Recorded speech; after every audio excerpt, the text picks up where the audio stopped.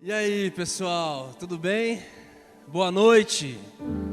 Paz seja convosco, amém? Vocês estão felizes com Jesus aqui? Não, cara, vamos lá, gente. É 9 horas da noite, esse horário eu estaria em casa com meu filhinho quase para dormir.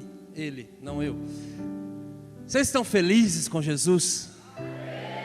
Tem alguém aqui queimando de amor por Ele? Tem alguém aqui nessa noite com fome de Deus? Glória a Deus, cara, eu tô muito alegre. Nós chegamos em Curitiba hoje já trabalhando demais.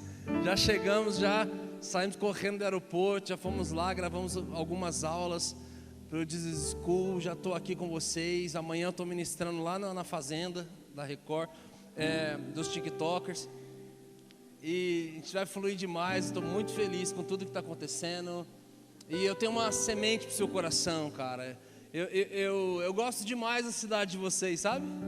Eu gosto dessa cidade. É difícil emagrecer aqui. Muito restaurante bom, cara. O Otto, né, o que nos conectou, né, foi a paixão pela culinária mundial.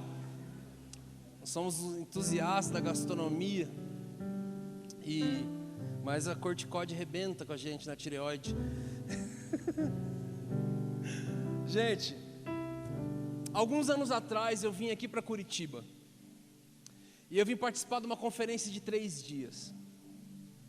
Alguém apontou o dedo para um pastor, que também é empresário, e falou assim: Brunão, sabe aquele pastor? Eu falei: estou vendo. Ele semeia um carro zero todo ano na vida de alguém que Deus mostra para ele. E é bem nessa época do ano aqui. Queridos, eu preciso ser sincero e verdadeiro com vocês. Há alguns bons anos atrás, aquela palavra acabou com a minha conferência, porque eu fiquei 3 dias olhando para aquele pastor falando: Deus, faz ele me ver.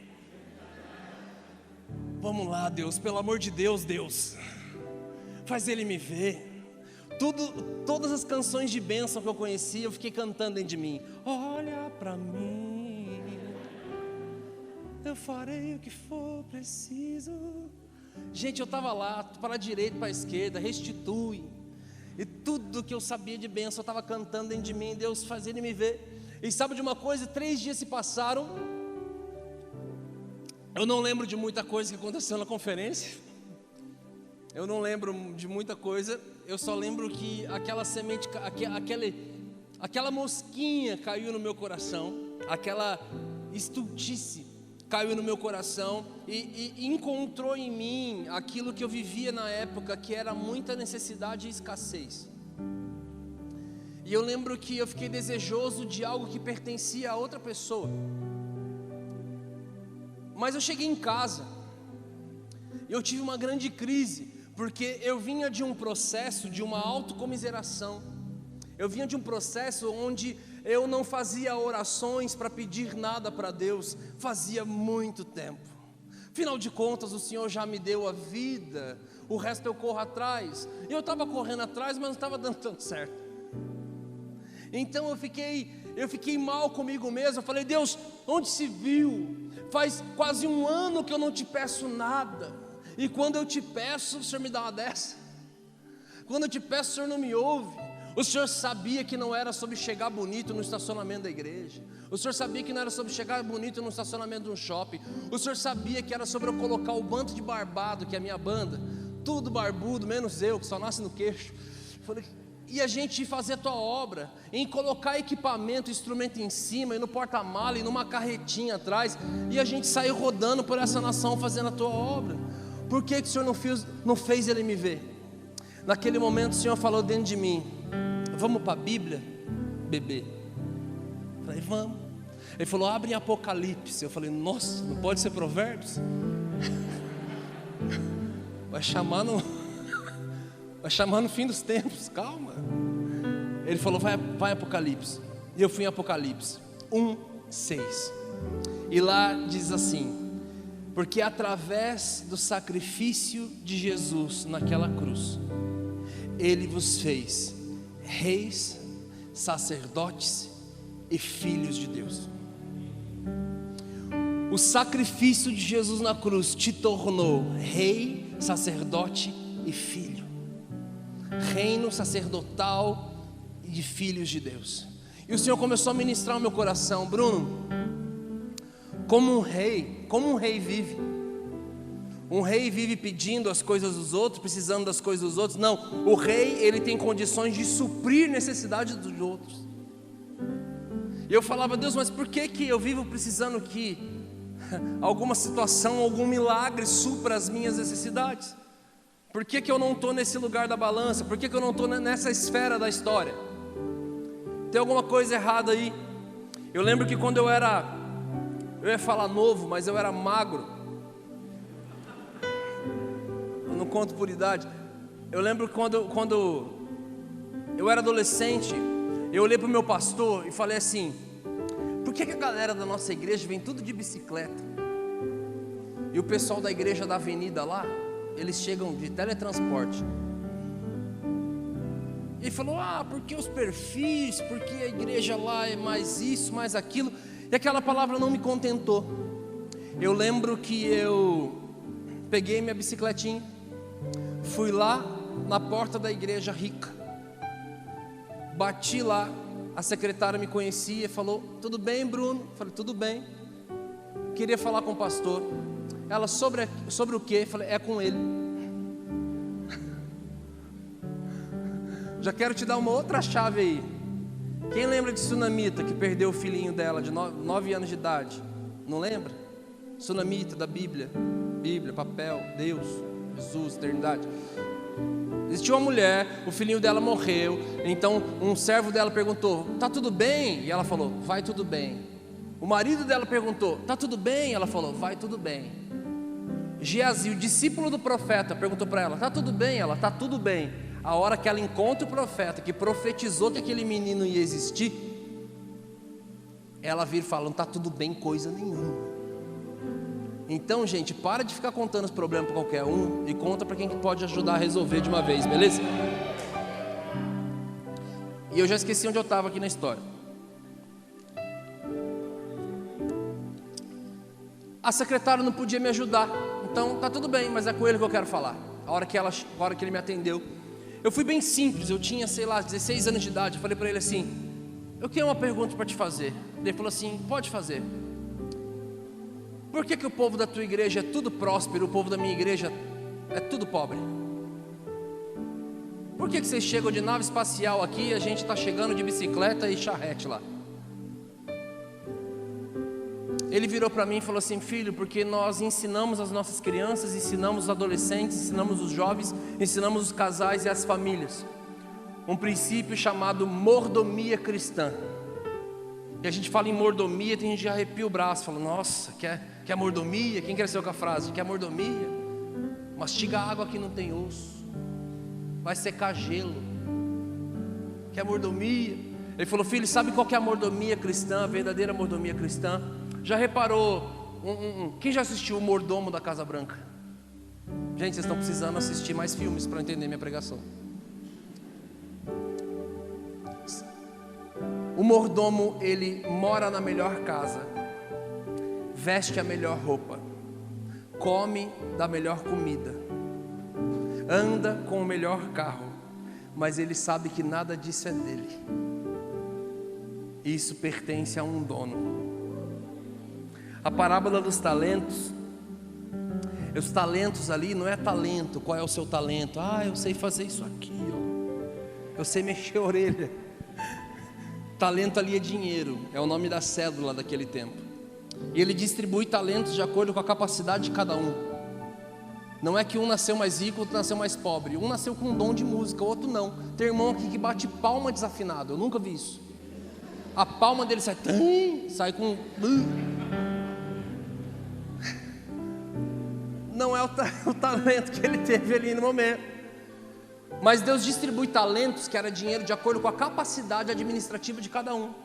E para um ele deu menos dinheiro, para outro ele deu um pouco mais, para outro ele deu bem mais. E no final da história, o dono dos talentos, que é o Senhor, vem todos eles e pergunta: cadê o meu dinheiro? Você fala: não, mas não era 10%, Deus? Não, tudo é dele. A palavra diz: porque sem mim nada podeis fazer. Tudo tudo é dele, nós só somos dispenseiros e mordomos daquilo que pertence a ele. Ele é o dono do ouro e dono da prata.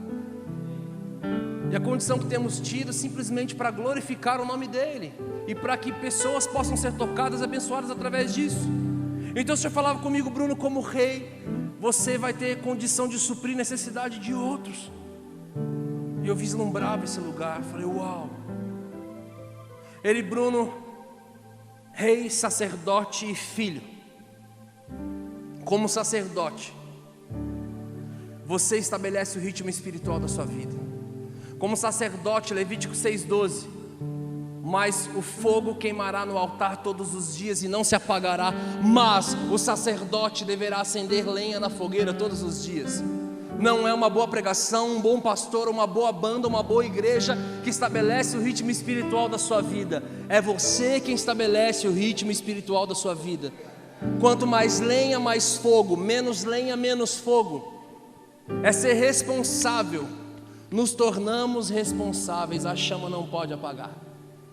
É ali, você gastar tempo na presença de Jesus. É você ler, é você adorar, estabelecendo o ritmo espiritual da sua vida como sacerdote.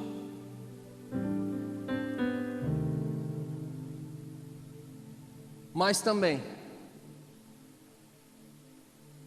reis, sacerdotes e filhos. Sabe uma coisa ainda sobre o sacerdócio? Deixa eu gastar um tempo aqui. Não é sobre o que eu quero falar essa noite. Mas sabe de uma coisa, como sacerdote? Um dia um povo ouve uma pergunta do céu. Êxodo 19:5. Moisés, pergunte ao meu povo se eles querem ser a minha nação de sacerdotes. A resposta do povo é sim, nós queremos. A tradução seria: pergunta ao meu povo se eles querem ter relacionamento comigo, se eles querem se relacionar comigo dentro da tenda deles, se eles querem ouvir a minha voz, se eles querem falar comigo e eu falar com eles. A resposta deles foi sim, nós queremos. Só que no capítulo seguinte, o capítulo 20, Deus chega no cume do monte, com raio, chuva, tempestade, vento forte, que fazia tremer as pernas. E quando eles olham isso, eles falam: que isso, Moisés? É Deus. Mas Deus é bipolar, que me chamou para o quartinho de intimidade ontem e agora chega apavorando a minha vida. Deus é bom de fazer isso, né, gente? Ah, eu me converti, vai ficar tudo bem agora. Sabe de nada, inocente. Moisés, suba você. Então fale você, Moisés. Fale tu conosco e não o Senhor. Então eles terceirizam o relacionamento deles com Deus. Mas um dia o véu rasgou. O véu rasgou. Meu querido, na cultura judaica, quando um filho morre, o pai não somente chora, ele chora e ele rasga suas vestes. É por isso que quando o filho morre na cruz, o pai rasga suas vestes de alto a baixo. E por isso que os soldados olham uns para os outros e dizem: verdadeiramente este era o Filho de Deus. Porque o pai sempre tem que rasgar as vestes quando o filho morre. O véu rasga, o véu que separava já não separa mais. A presença que antes era inalcançável, porque um dia uma nação terceirizou o relacionamento com Deus, agora está acessível. Entre confiadamente ao trono da graça e encontre misericórdia em tempo oportuno. Ele nos fez reis, o sacrifício do Senhor nos fez sacerdotes, mas o sacrifício de Jesus no nosso lugar também nos tornou filhos de Deus.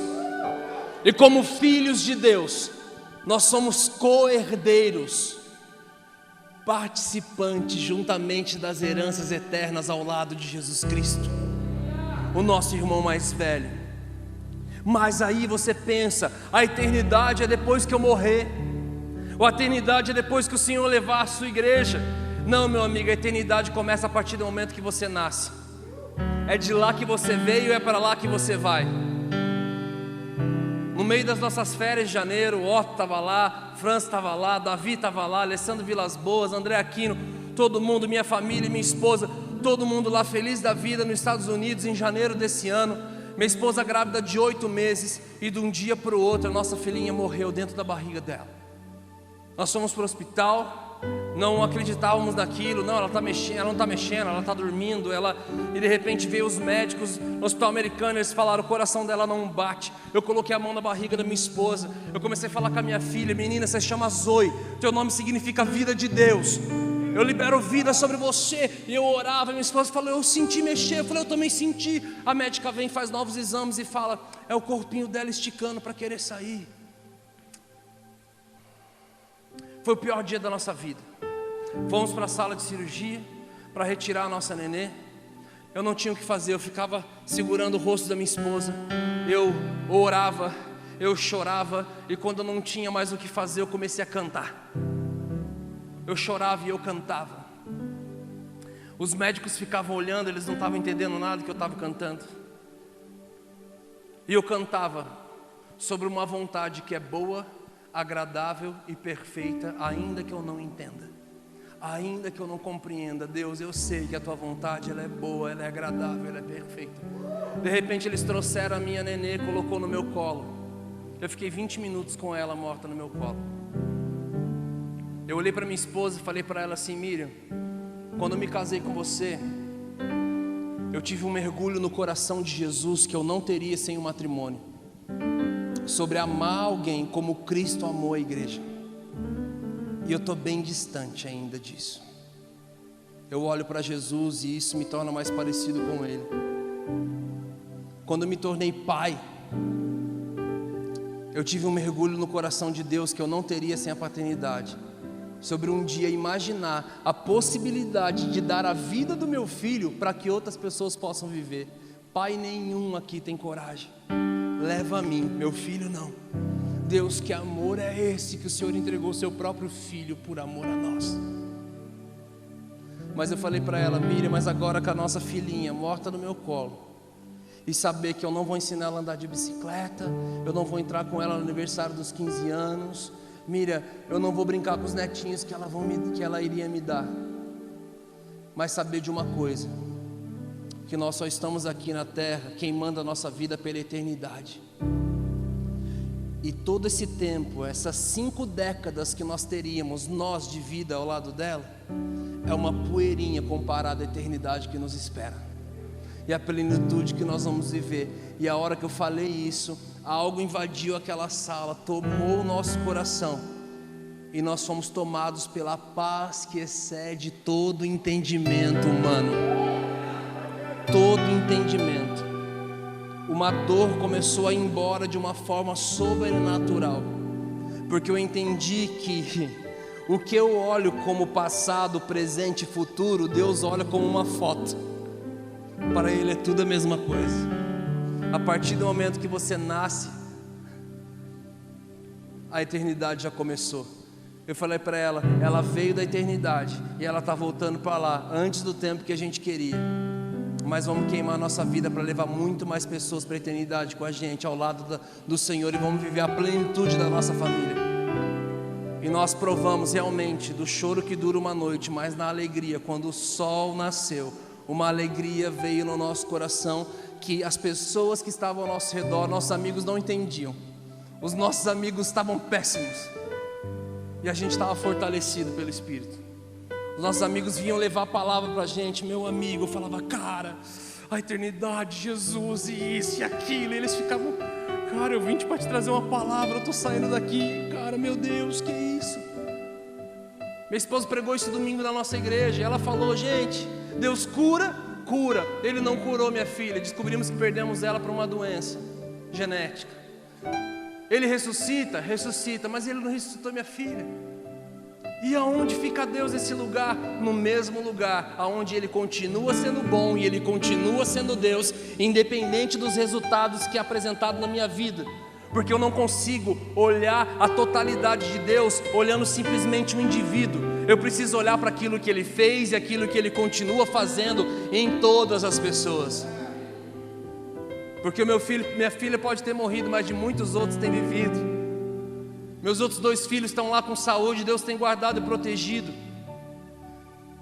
A palavra de Deus diz: eu deixo-vos a minha paz. Jesus diz: eu deixo a minha paz vos dou, e eu não dou como o mundo dá. Opa, descobrimos uma coisa: existem dois níveis de paz, a paz que Ele dá e a paz que o mundo dá.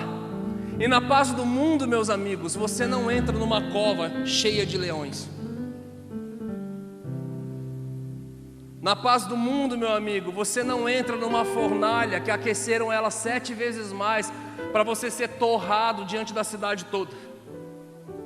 Na paz do mundo, você não passa por um vale de uma sombra da morte, sobre dias como eu passei. Mas na paz de Deus, você entra, Ele não te livra da cova, mas Ele te livra na cova. Porque eles querem colocar você junto com leões.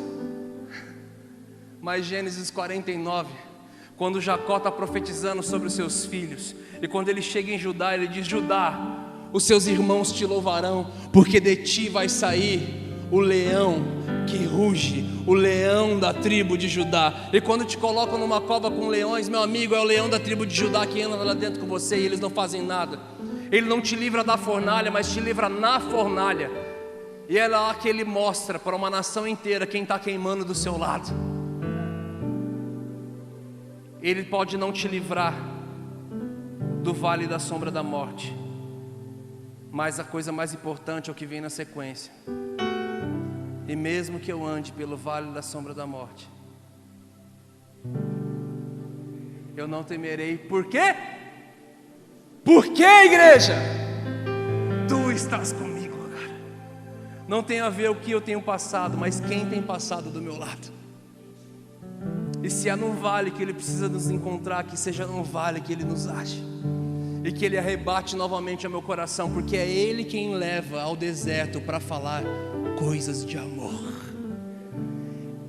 Ele nos faz passar por alguns vales, para a gente aprender que Ele sempre está do nosso lado. Ele permite algumas coisas acontecerem, e mesmo assim, Ele é bom em todo tempo, Ele é fiel em todo tempo. E sabe de uma coisa? Ele nos faz reis, sacerdotes e filhos. Então, Brunão, por que eu não tenho vivido como um rei? Por que eu não tenho sido sacerdote?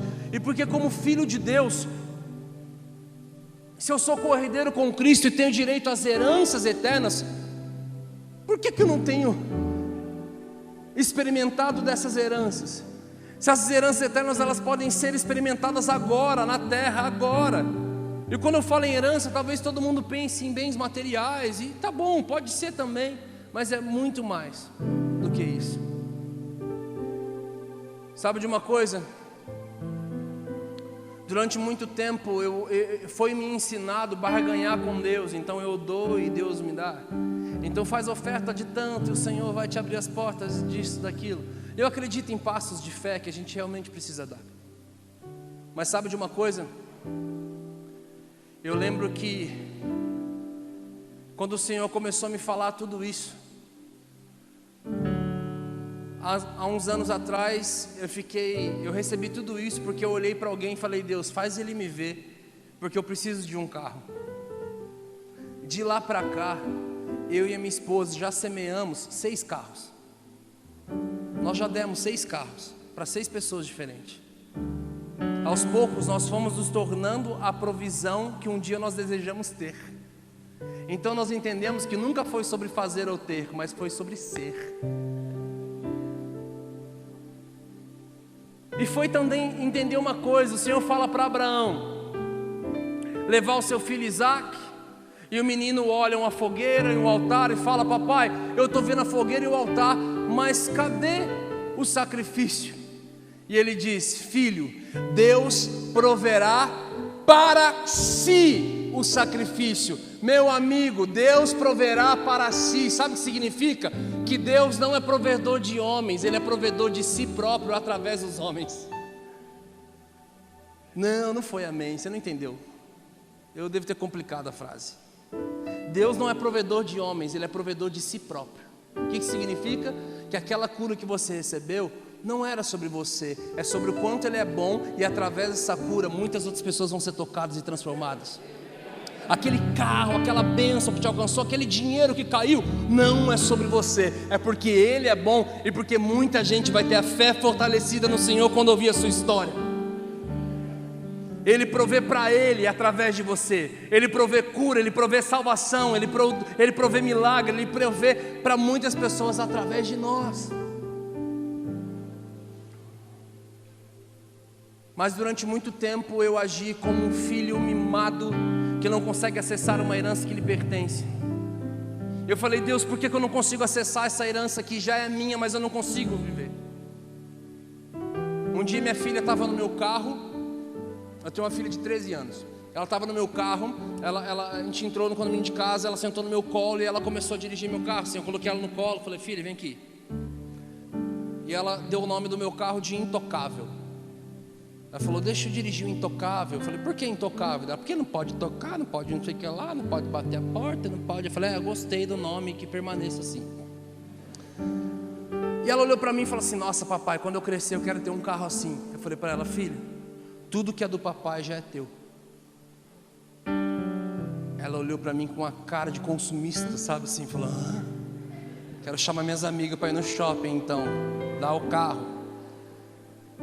Ela falou: o carro também é meu. Eu falei: filha, tudo que é do papai um dia vai te pertencer. Isso é herança. O que é do papai um dia vai ser teu. E isso é herança que eu posso te deixar. Mas isso não é tão importante, porque a herança eu deixo para você, o legado eu deixo em você. E legado a gente não deixa dando presentes, a gente deixa estando presente. Eu falei: filha, eu vou deixar a herança para você, mas eu vou deixar um legado em você. O que você vai ter é herança, quem você vai ser é legado.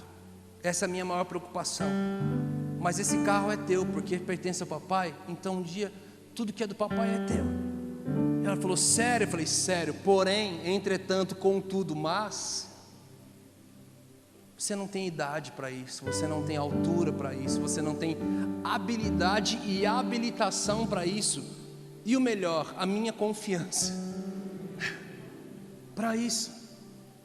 Você precisa traçar um processo e dar tempo ao tempo para algumas coisas acontecerem. Quando eu falei: Deus, por que eu não consigo acessar essa herança?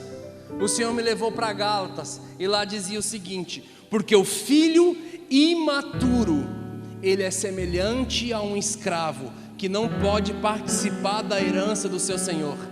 Já viu o Senhor deixar a herança para escravo? Não. O Senhor deixa a herança para o filho.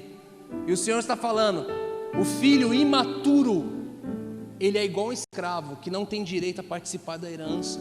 Eu falei: uou! Meu amigo, sabe o que está nos impedindo? Está impedindo algumas pessoas de viver a plenitude da herança do que o Senhor tem para você, aquilo que Ele prometeu ao seu respeito, aquilo que Ele foi liberado como palavra profética, como palavra de conhecimento sobre um futuro que você iria viver. Sabe o que você não tem vivido?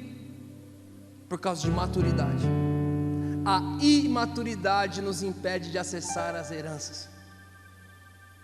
Então, queridos, precisamos amadurecer. E amadurecimento não é tão fácil como a gente pensa. Porque passa ano, entra ano, algumas pessoas continuam imaturas em vários aspectos. E alguns vão achar que maturidade tem a ver com cabelos brancos, imaturidade tem a ver com quem ainda nem tem barba. Adolescentes são imaturos, adultos mais avançados em idade são mais maduros. Sim, na ordem biológica da coisa. Na ordem espiritual, não. No reino espiritual, meu amigo, tem uns menininhos que é uns coroa. Eles são uns anciãos. Porque no reino natural, você precisa nascer para depois morrer. No reino espiritual, você precisa morrer para depois nascer, viver. No reino espiritual, o menos é mais, o líder é servo, o pobre é rico, o louco é sábio, o último é o primeiro, o fraco é forte, o grande é pequeno, quem perde é quem ganha, quem chora é quem ri, quem morre é quem vive eternamente. Morrer para as paixões dessa carne, dessa terra, desse mundo, e viver por princípio, viver por eternidade. Se o seu casamento está uma droga, ei, não era para estar.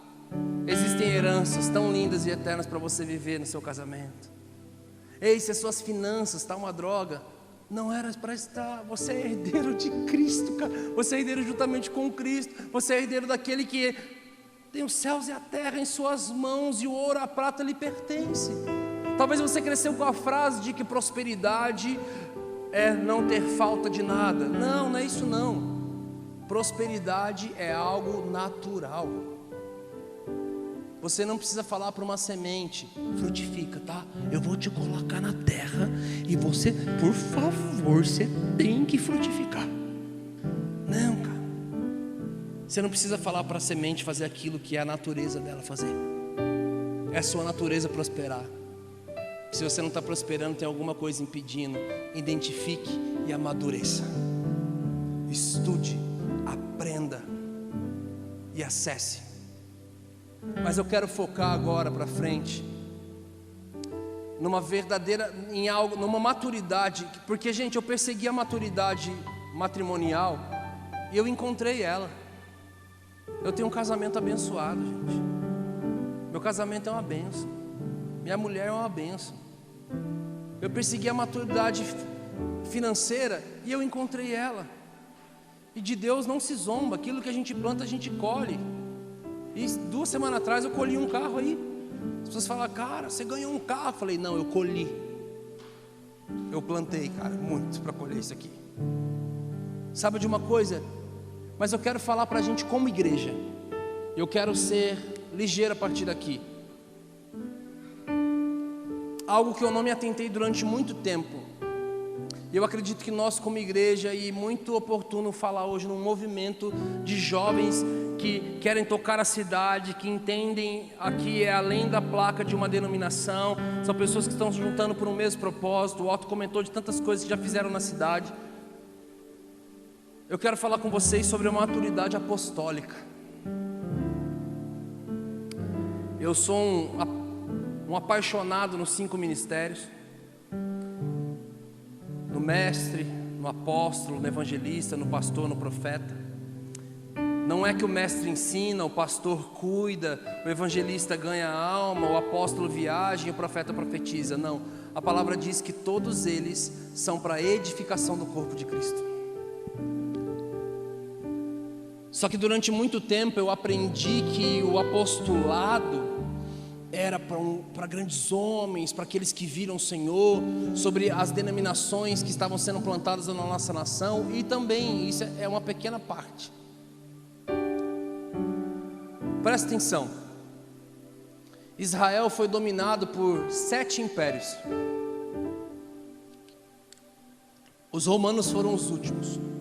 Eles foram dominados pelos persas, pelo Egito, pela Mesopotâmia, pela Babilônia. Eles foram dominados por vários impérios. E quando os romanos dominam Israel, eles têm a brilhante ideia de, presta atenção, aulinha de história para a gente entender um pouco sobre o apostolado. Ele tem a brilhante ideia de: não vamos tornar Israel escravos, como os outros 6 impérios fizeram. Vamos torná-los cidadãos romanos. Então, se agora estamos falando de cidadania, estamos falando de colonização. E já sabemos uma coisa sobre colonização. Colonização tem o foco principal atingir a cultura. Quem era o Brasil? Éramos índios, pelados, falando tupi-guarani, morando na mata. Quem somos hoje? Nem índio direito, a gente tem pouco. Vivendo na cidade. Usamos roupa, não falamos mais tupi-guarani. E temos um outro idioma. Colonização tem a ver com mudança de cultura. Então qual foi a visão deles? Os romanos fizeram. Os gregos já faziam, vamos usar a estratégia deles. Qual a estratégia? Os romanos pegaram 300 apóstolos romanos. Opa, o termo apóstolo não era um termo gospel. Não era um termo gospel. Vamos pegar 300 apóstolos romanos e vamos enviar. Apóstolo significa enviado ou envio. Descende ou envio, apostolado. Vamos enviá-los para que eles estudem a cultura judaica, sabotem a cultura judaica, estabeleça a cultura romana. Por quê? Pergunta para mim, por quê? Para que entre o rei. Como assim, Brunão? Você acredita que toda a visão de colonização deles era por um único motivo? Para que quando o imperador deles fosse visitar Israel, ele se sentisse no seu próprio reino. Tudo que eles faziam tinha a ver com o rei se sentir na sua própria cultura.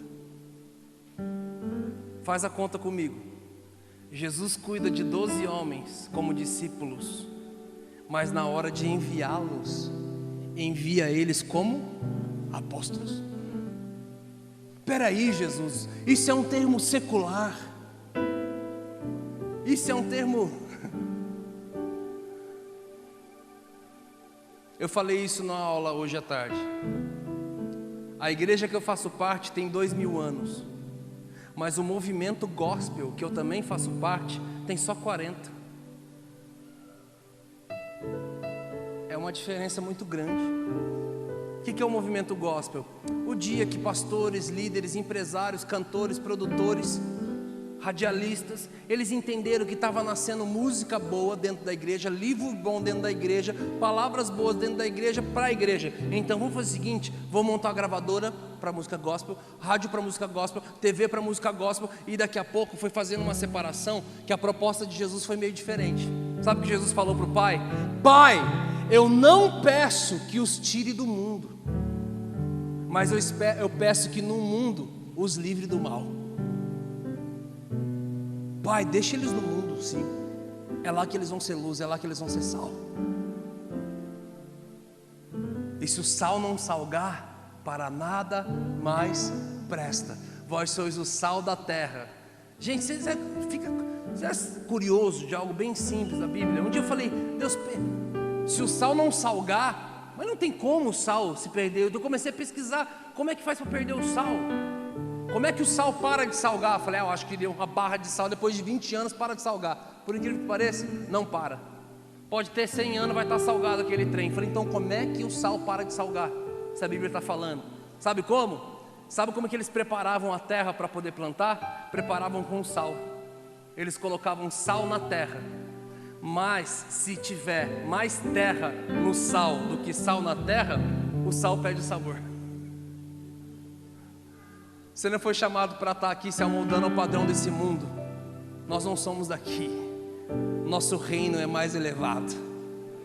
Nós não fomos chamados para misturar totalmente com as coisas dessa terra. Deixamos as coisas da terra entrar em nós. Nós estamos aqui para influenciar o ritmo dessa terra. Estamos aqui para tocar as vidas das pessoas que estão aqui nessa terra. Mas sabe, infelizmente o movimento... Eu não estou falando mal do gospel, eu faço parte dele, gente. Só que infelizmente a gente entendeu algumas coisas erradas. A gente fez uma separação com o mundo que nunca foi a proposta de Jesus. Ele quer ensinar a gente, sim, tem coisa boa e ruim lá fora, e tem coisa boa e ruim aqui dentro. Discirna o que é bom. 1 Coríntios 2,15, o mais espiritual é aquele que discerne todas as coisas. Queridos, Jesus cuida de 12 homens como discípulos, mas na hora de envia eles como apóstolo. Ele usa um termo secular, um termo que não era gospel para enviar os seus discípulos. Jesus, mas os apóstolos são os homens que desde que eu sou adolescente aqui, eles estão estudando a nossa cultura, sabotando a nossa cultura, estabelecendo a cultura deles para o rei deles poder vir. Igreja de Jesus, faz a conta. Lembra, no reino natural é de um jeito, e espiritual é um pouco invertido. Sim, vocês estão sendo enviados. Hoje não vai acabar um culto e você vai sair pela porta e ir para sua casa. Hoje vai acabar uma reunião e você vai ser enviado. Para onde? Você vai ser enviado para o mundo para sabotar a cultura do jeitinho brasileiro. Uma cultura de promiscuidade, uma cultura de libertinagem, uma cultura de sonegação, uma cultura de corrupção, e vocês vão estabelecer a cultura do reino dos céus, uma cultura de paz, justiça e alegria no Espírito. Para quê? Para que entre o rei. Aonde? Na escola, na faculdade, no shopping, no trabalho, na empresa, na indústria, em todos os lugares, estabelecendo o reino de Deus em todas as esferas. Se você tem um comissionamento a largar tudo e se dedicar a alguma causa específica, amém. Mas aqueles que não vão largar tudo, meu querido, o ID é para todos. Eu não sou evangelista, mas o ID é para todos. O ID é para todos. Vocês estão entendendo? Deixa eu falar. Eu estava um dia de madrugada, eu estou com tudo isso dentro de mim, borbulhando dentro de mim. Daqui a pouco, é 2 horas da manhã, 2:30 da manhã, numa terça-feira, eu levantei no meu quarto e comecei a andar. A minha esposa já falou, o que foi? Lá vem, qual que é a ideia agora? Eu falei, Miriam, gente, tenta acompanhar o raciocínio. Eu falei, Miriam, meu Deus, está tudo errado. Está tudo errado. Ela, o que está errado? Eu falei, Miriam, existe uma esteira industrial, uma esteira industrializada que pega pessoas diferentes e querem colocar numa esteira igual, para que elas tenham resultados iguais. Pessoas diferentes têm que ter resultados diferentes, meu Deus. Ela falou, Bruno, o que você está falando? Eu falei, eu estou falando, Miriam, que o primeiro toque que a gente tem com essa mentalidade industrial que trava a nossa criatividade, que trava a nossa arte, que trava a nossa mente de expandir, está na escola, está no sistema brasileiro de ensino. Ela, Bruno, tá, continue. Falei, Miriam, crianças de criações diferentes, histórias diferentes, pai e mãe separados, somente o pai, somente a mãe, uma madrasta do inferno, um padrasto do inferno, um padrasto do bem, uma madrasta do bem, cada um com uma história diferente, um trabalhando desde pequeno, outro tendo abusado, tadinho, e todos eles caem e tem que aprender que 2 mais 2 é daquele jeito, do mesmo jeito. Quem que vai ter resultado bom no final? Quem teve favor no início. Falei, Miriam, a gente precisa tocar a escola, a gente precisa tocar as escolas. E ela falou, Bruno, você quer fazer um movimento para evangelizar nas escolas? Eu falei, não, eu quero fazer escola. Ela falou assim, tipo escola de verdade, com um ser humano dentro? Eu falei, Ela falou, mano, você está muito louco, a gente é uma banda. Bruno, nós somos uma banda. Como é que a gente vai fazer escola? Isso é grande demais para nós. Aí ela falou a frase que eu gosto. Isso é grande demais para a gente. Eu falei, Miriam, eu quero te dar uma chave. Você não pegou nada que eu estou falando aqui? Pega isso. Eu estava com um amigo meu, ele virou para mim e falou assim, Brunão, sabe quanto tempo eu tenho de vida? Eu fiquei preocupado na hora. Falei, cara, você está bem? Ele falou, eu estou. Brunão, se eu me cuidar muito, mas muito mesmo, para arrebentar, eu tenho mais 5 décadas de vida.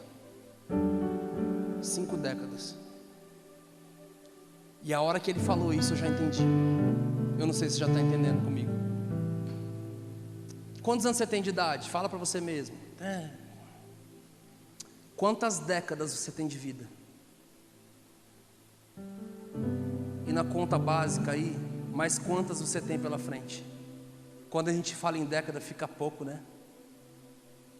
A gente tem 7, 8, 9 décadas. 9, 8, 7 é um número pequeno, né? Os últimos 10 anos demorou muito para passar, né? Voou, meu amigo. Sabe de uma coisa? Ali eu peguei uma chave com ele. Para de projetar e planejar o seu próximo ano. O projeto 2021, projeto de vida. Comece a planejar a tua década, meu amigo. Planeja a sua década. É a pergunta que o RH está fazendo há 1000 anos e a gente não percebeu. Onde você se vê daqui 10 anos?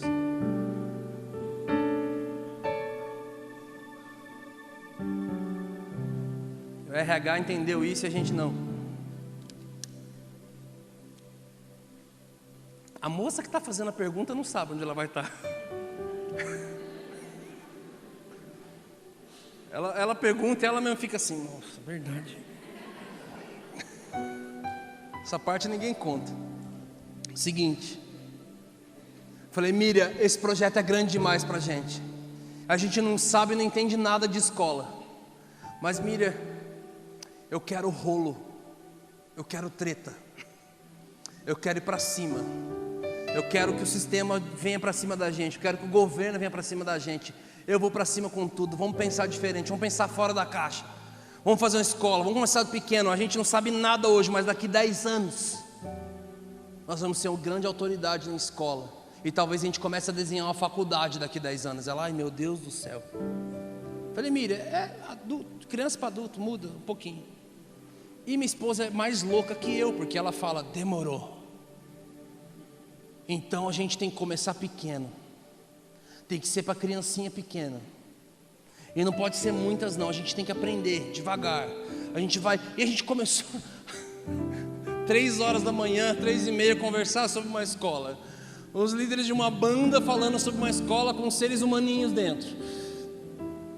9 horas da manhã eu encontro o Davi Zocal. Saiu, perdeu a honra. Ele estava aqui sentado. É um dos meus melhores amigos e sócio em algumas coisas que a gente tem. Eu encontro ele pela manhã. Ele fala, Brunão, eu estava com Jesus agora de manhã. Eu falei, que bom.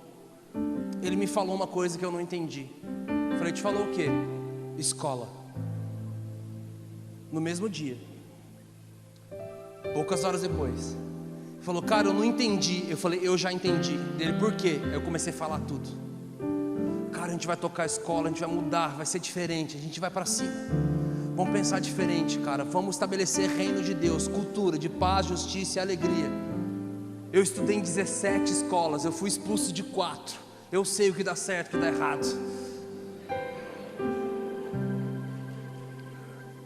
Vamos, eu estudei em 17 e também fui expulso. Falei, vamos para cima, vamos fazer escola, vamos. E comecei a conversar com ele. No mesmo dia, 1h30 da tarde, minha esposa vai levar meu filho na escola. A dona da escola chama minha esposa de canto e fala assim, mamãe, pode procurar outra escola para o seu filho o ano que vem. Infelizmente vamos fechar a escola, porque eu estou me mudando para a Austrália. Minha esposa olhou para ela e falou assim, você já avisou alguma mãe? Ela falou, não, você é a primeira. Dela, ah, tá.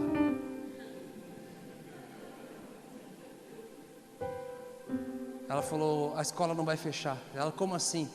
A gente vai comprar essa escola.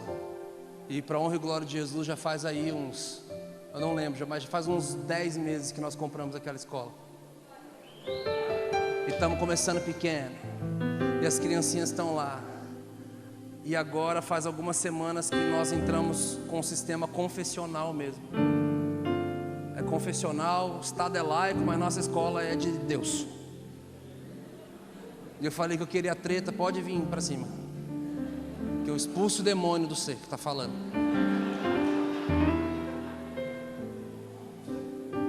O Estado pode ser laico, mas nós é de Jesus, cara.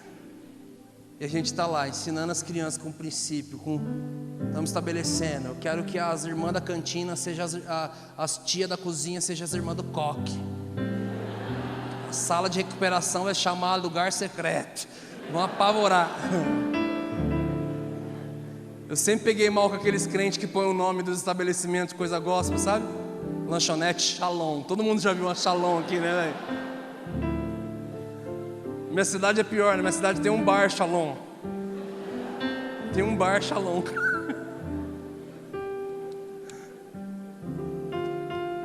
O slogan deles é água em vinho. Caras, olha que louco. O Senhor trouxe uma visão. Não tínhamos recursos para isso. A visão sempre tem que ser maior que o recurso. E de repente estávamos lá, sonhando, desenhando, projetando escola. Ok, incrível, tem mais? Tem. Gravamos um DVD. Ele é A Tempestade é Você, Vento Forte é Você, Emaús, Meus Votos. Quem ouviu esse DVD e esse CD? Amém? Legal. O que vocês não sabem da história é que o lugar que nós fomos gravar é um teatro em São Paulo, no bairro Bexiga, que desde 1961 é comandado por uma equipe teatral. O dia que nós fomos fazer a visita técnica para saber onde iríamos colocar as coisas, os artistas do teatro que estavam ensaiando, eles entraram dentro do teatro. Na porta do teatro eles dobraram o joelho, eles bateram a mão no chão, fizeram uma oração numa língua bem estranha e grossa, incorporaram uma entidade e entraram para dentro do teatro. A gente ficou olhando aquilo, eu falei, meu Deus. Nosso contrato era das 7 da manhã, da segunda-feira, até o término da terça-feira, às 10 da noite.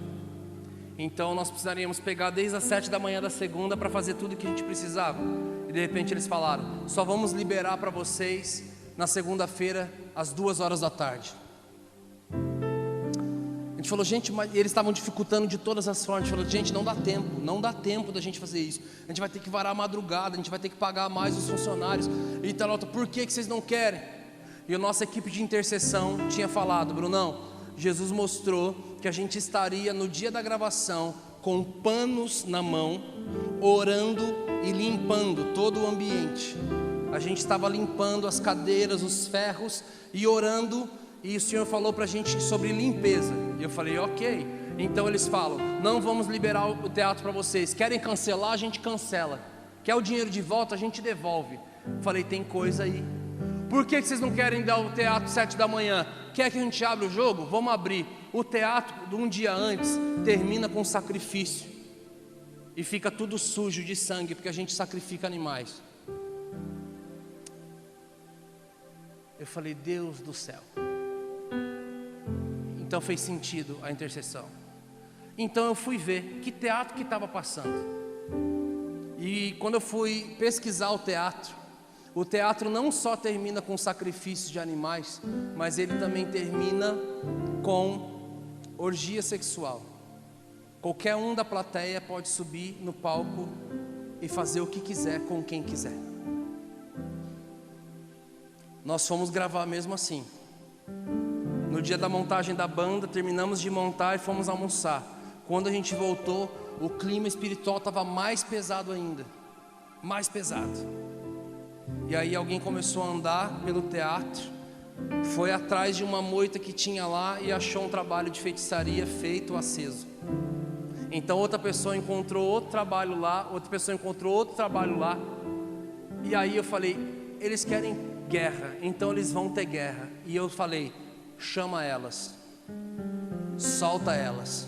Quem são elas? As irmãs do coque. Eu apelei. Para quem não sabe, as irmãs do coque são as velhinhas que tem em todas as igrejas. É um clã milenar que funciona há 2000 anos. Elas têm coque, cabelinho branco, um vestidinho estampado. Elas frequentam o chá da bênção, o círculo de oração.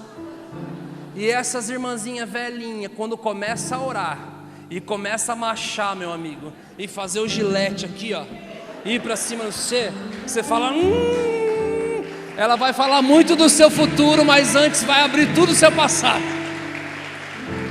Eu falei, solta as irmãs do coque. E aí veio minha sogra, minha mãe, a sogra de todo mundo, a mãe da galera toda, e elas apavoraram o pico. Os atores do teatro que estavam lá, eles ficavam indo na equipe de luz, de som, e eles ficavam indo na cara deles falando assim, não vai dar certo, não vai dar certo, não vai dar certo. E elas já estavam sabendo disso. E eu estava segurando elas igual o Jack Chan no filme Cão de Briga, já viu? Quem já viu esse filme? Soltou assim e falou, pega. Irmã, elas... E foi um pau assim aqui. Ó, me emocionou mais que o final do Vingadores Ultimato. Foi muito emocionante. A hora que o Doutor Estranho faz assim, ó, o Pantera Negra aparece e faz o bombeiro, falando, meu Deus, é lindo demais, cara. Choro, emociona, arrepio de lembrar. Fala sério, não é emocionante? O bombeiro, já fica o bombeiro. Nem sei, vai que eu tô chamando o bicho, eu nem sei. Vamos. Quem dá um Google depois para saber o que significa? Porque eu fiquei curioso agora. Gente, tô acabando. Nossa, teve um... tô acabando, gente. São espontâneos aqui em Curitiba. Começou aquela guerra. Eu sentei numa fonte, tinha uma fonte de água lá, eu sentei, um peso nos meus ombros assim, ó. Eu falei, Deus, por quê? Falei, Jesus, por que o Senhor me deixou gravar aqui? Eu vou ter que mudar o nome desse disco para Ao Vivo em Cesareia. Eu vou ter que... Por que faz 6 anos que esse teatro entrou no meu coração e nunca mais saiu? É lá que eu vou gravar. E de repente o Senhor falou dentro de mim, Gideão. Eu falei, beleza, fala o resto. Ele falou, Gideão, Bruno, não só derrubou altares feitos para outros deuses e construiu altares corretos para mim. Gideão, ele construiu os altares para mim, com a mesma matéria-prima dos altares derrubados. Faz mais de 40 anos que eles estão usando, erguendo altares para outros deuses através da cultura, da luz, câmera, som e arte. E é hoje que vocês vão derrubar esses altares de outros deuses e vão erguer altares para glorificar o meu nome através da arte, da luz, da câmera e da ação.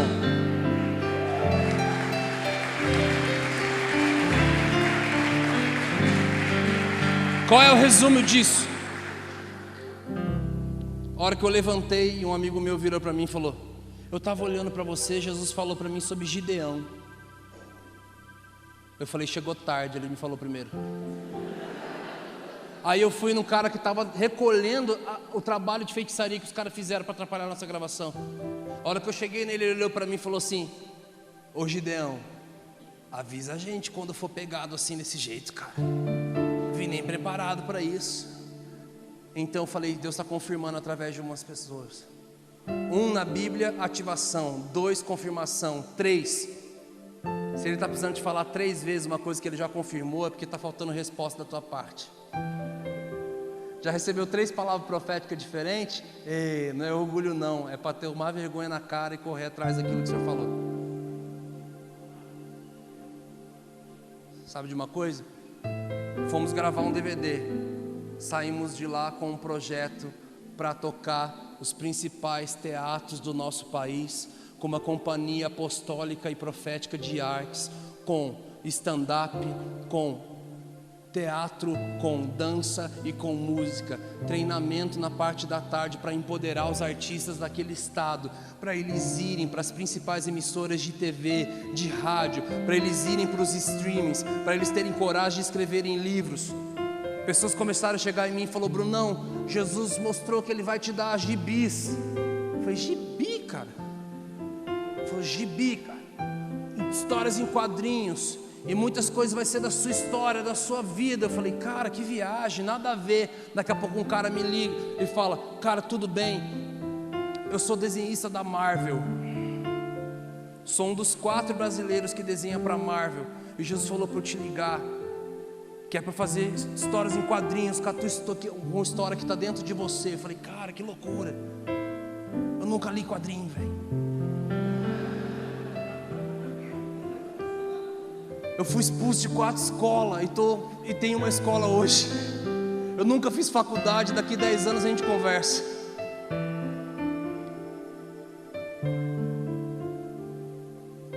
Meu amigo, ele só precisa de alguém disponível para ele poder usar e fazer. Não é sobre a sua condição e a sua limitação, cara. Vamos gravar um DVD, saímos com um projeto suficiente para 10 anos. Tá bom, Deus? Não, tem mais. Minha esposa acorda, quero ter mais filhos. Eu falei, vamos fazer. Você quer ter mais quantos? Mais 2? Mais 3? Não, mais 4, 5? Falei, não, é mais. Falei, o que você está falando? Bruno, vamos adotar. Falei, vamos adotar. Falei, para essa conversa, todo crente tem essa palavra na boca. Eu tenho um desejo de adotar, mas nunca adota. Só somos filhos de Deus por causa do espírito de adoção. Jesus veio para Israel e eles não aceitaram, e aí nós entramos na jogada, fomos adotados. Quando Paulo escreve em Romanos, porque somos filhos de Deus mediante ao espírito de adoção, ele está escrevendo isso para os romanos. Tem uma total diferença da carta de para quem ele está escrevendo isso. O que, Bruno? Pensa em duas placas. As duas placas estão escritas a mesma coisa. Nessa placa está escrito proibido biquíni. Nessa outra placa está escrito proibido biquíni. Só que essa placa está lá em Dubai, no Emirados Árabes, numa praia. Essa outra aqui está numa praia privada de nudismo, escondida no Rio de Janeiro. Entendeu a diferença? E uma está dizendo que se você usar biquíni, você vai ser morta. A outra está dizendo, se você usar biquíni, você não vai entrar, tem que entrar pelado. A mesma mensagem, só que a plaquinha está numa outra praia. Está aqui no Brasil e está lá em Romanos. Sabe qual era a cultura romana sobre adoção? O filho natural, quando ele nascia, um romano, com 9 dias de nascido, a mãe coloca o bebê no chão e o pai biológico tem a opção de pegar ou não o filho. Se ele pegar o filho no colo, ele está dizendo, ele é meu filho, eu aceito e vou cuidar dele o resto da minha vida. Só que se esse pai adota uma criança, ele não tem a opção de colocar o filho no chão e dizer que vai assumir ou não. E se um dia ele abandonar essa criança, o crime dele é passível de morte. Porque para os romanos, a adoção é muito mais poderosa do que o filho natural. Porque o filho natural você não escolheu se ia ser homem ou menina, você nem escolheu se ia ter naquela vez ou não. Engravidou. E o filho adotado, ele escolheu ter. Então lide com as suas escolhas. As suas escolhas são mais poderosas do que algumas coisas que acontecem naturalmente. Era para eles que eles estavam escrevendo. Então nós começamos a sonhar com adoção. E quando fomos ver pessoas do nosso time, a esposa do nosso baterista, eles estão desenhando um programa para pais que querem adotar. O Senhor começou a colocar a gente perto de pessoas. Estamos desenhando um projeto para abrigos, para orfanato, treinamento para pais. A gente teve acesso a isso. Relatório do Cadastro Nacional de Adoção. Existem no Brasil 9.541 crianças cadastradas e disponíveis para adoção hoje. Mas nos abrigos há em torno de 50 mil crianças que foram tiradas de casa por situações de risco. Dados sobre a agressão sexual no Brasil: 7 em cada 10 vítimas são crianças e adolescentes. Uma mulher é agredida a cada 4 minutos no Brasil. A pesquisa de 7 de setembro de 2019 mostra que, ao contrário do resto do mundo, onde os índices de suicídios caíram, no Brasil aumentaram em 7%, bem como as doenças emocionais. 1 a cada 3 casamentos no Brasil termina em divórcio. Queridos, é o seguinte: nunca foi sobre fazer, sempre foi sobre ser. E a luta que nós estamos lutando não é se vamos ter condição ou não, se vamos viver bem ou não. O que nós estamos fazendo aqui na terra é a responsabilidade de estabelecer uma nova cultura, uma nova forma de se pensar, de tocar pessoas através do reino de Deus, com uma cultura de paz, de justiça e de alegria. Uma alegria que excede todo entendimento humano. Somos uma banda e o Senhor nos deu projetos grandes demais para a próxima década. Temos queimado a nossa vida por isso. Eu aprendi uma coisa com um judeu. Um amigo meu chegou num judeu, em 3 judeus que administram junto, que têm juntos um fundo de 28 bi. Esses 3 judeus juntos têm um fundo de 28 bilhões. Eles moram em São Paulo. Esse amigo meu chegou neles e falou assim: olha, eu tenho esse projeto aqui no Nordeste, eu tenho esse projeto de fazer com crianças, eu tenho esse projeto. Ele começou a falar dos projetos. E vocês precisam. E aí de repente um dos judeus falou para ele assim: Quanto você já colocou nesse projeto? Não, ele é só um projeto, mas quando vocês entrarem com a grana, ele vai sair do papel. Ele falou assim: o dia que você colocar do seu bolso e do seu suor, pelo menos 10, 15, 20, 30% desse projeto para fora do papel, com o seu dinheiro, a gente coloca o resto. É muito fácil para você só ter a visão e vir aqui em quem tem e querer que a gente faça o resto. Você é um grande visionário, mas você precisa colocar com o suor também. Naquela hora eu falei: Jesus, o Senhor tem me dado grandes projetos. Eu não quero ser isso aí não. Eu não quero ter que ir no data show, falar: gente, temos isso, olha as crianças. Eu não quero fazer marketing com a miséria.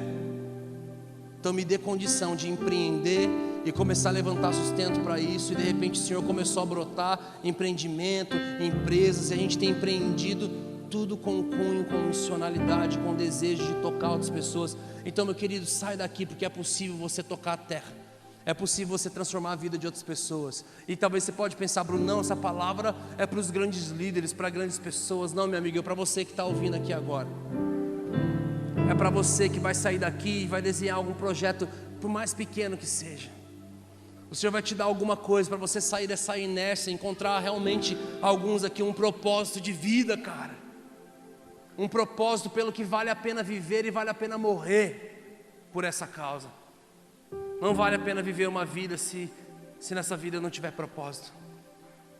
Propósito significa ser amassado, ser prensado, ser pressionado para se tornar molde daquilo que estamos imitando.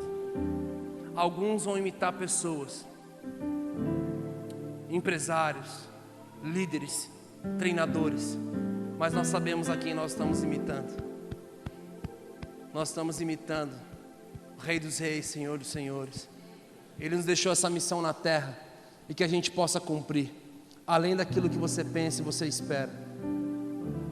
Há 14 anos atrás, eu estava vivendo a pior fase da minha vida. Há dias sem sair do quarto, sem comer, sem tomar banho, numa depressão profunda. Peguei uma corda num domingo à tarde para me suicidar. Preparei tudo. A hora que eu estou preparando tudo para tirar a minha vida, eu comecei a ver flashes da minha vida. Eu comecei a me ver brincando, ensaiando, brincando com meus amigos, jogando bola na escola, na igreja. Eu comecei a ver vários flashes. E eu falei: é verdade mesmo esse negócio da gente ver a nossa vida passar nos nossos olhos antes da gente morrer. É verdade, não é mito, eu vi. Só que no meio daqueles frames, eu comecei a ver salas de embarque, aeroportos e aeronaves. Eu comecei a ver muito avião. Eu via frames assim, ó. Aquela imaginação forte. Eu comecei a ver muitos aviões. Eu comecei a ver o céu riscados de linhas vermelhas, de tanto avião. E eu me via dentro deles. E depois eu comecei a ver estádios de futebol. 14 anos atrás, o Senhor me mostrou estádios de futebol. Não era 1, nem 2, nem 5, nem 10, nem 15. Ele me mostrou vários estádios de futebol, lotados de pessoas com as mãos erguidas, uma presença de Deus palpável. E eu estava liderando essas pessoas em adoração. E eu falei: Deus, o que é isso? Aqui, eu estou vendo um monte de coisa aqui, eu já vivi, mas isso aqui o que é? Ele falou: é um pouco do que eu tenho para você. Bruno, não é, pega isso aqui. Bruno, não é sobre você, é sobre mim e é sobre eles. Não abra mão do que eu tenho para eles. Ei, meu amigo, deixa eu te falar uma coisa. Deus não tem uma grande obra na sua vida. Deus tem uma grande obra para uma cidade, para um povo, para uma nação. Você é só o canal para que isso aconteça. Fevereiro do ano passado, estamos em Orlando, no estádio de futebol do Orlando. 65 mil pessoas, com as mãos erguidas. Estávamos lá adorando. E de repente eu tive um déjà vu. Eu odeio déjà vu. Sabe aquela sensação de eu já vivi isso aqui? Eu falei, Deus, que hora para eu ter um déjà vu? Eu lembro que a banda estava tocando, eu virei de costa, falei, que hora para eu ter um déjà vu, Jesus? Ele falou, você não está tendo um déjà vu, você está tendo uma lembrança. Eu falei, mas lembrança? Eu nunca estive no estádio. Ele falou, esteve há 14 anos atrás, no dia que você ia tirar a sua vida, eu te trouxe aqui. De fevereiro do ano passado para cá, já foram 5 estádios de futebol. Orlando, aqui em Curitiba, 46 mil pessoas. Mané Garrincha, Morumbi, Allianz Parque. Tínhamos convite para ministrar nos estádios de futebol de todos os estados do nosso país. Estádio do Wembley, na Inglaterra, também. Argentina, também. Na verdade, a gente não parou para calcular o tanto de estádio que tem para frente assim que essa pandemia acabar. Queridos, as pessoas estão desesperadas por Jesus, elas não sabem como buscá-lo. Assim que acabar esse tempo, nós vamos viver o tempo de maior colheita para a nossa história. Nós estávamos com os nossos tênis erguidos no descende, dizendo eu vou, mas ninguém imaginava que no mês seguinte nós só queríamos para casa, porque tinha um vírus que estava tocando a terra toda. Ei, mas não é a primeira vez que uma arca, que um avivamento que está indo para a cidade vai parar dentro de uma casa. Uma arca que continha a glória de Deus, o avivamento, estava indo para Israel. Mas antes de ir para Israel, deu uma coisa errada. E quando deu algo errado, sabe onde a arca foi parar? Dentro da casa de Obed-Edom. Meus amigos, aquilo que o Senhor quer fazer na cidade, Ele primeiro vai começar na sua casa. Ele primeiro vai começar em você e através de você, porque não é a primeira vez que um avivamento que está indo para a cidade, antes alguma coisa dá de errado, mas esse de errado faz com que esse avivamento vai parar primeiro dentro de uma casa. É lá na sua casa, é lá na sua família, é lá onde você está plantado. Estabeleça o ritmo de adoração, erga um altar de adoração. Permita que o Senhor limpe você, permita que o Senhor toque você. Reaviva a chama que há em ti. Recalcule algumas coisas. Entra lá no teu quarto, gaste tempo com o Senhor. Ouve dele os planos para os seus próximos 10 anos. Ei, ano que vem, literalmente, nós começamos o início de uma nova década. Você tem tudo pela frente. Próximos 10 anos projetando algo. Ou você pode viver para a sua vontade, para o seu prazer e para os seus planos. Ou você pode resolver entrar naquilo que o Senhor está fazendo. E vamos queimar nossa vida pela eternidade. Você pode se colocar em pé nessa noite?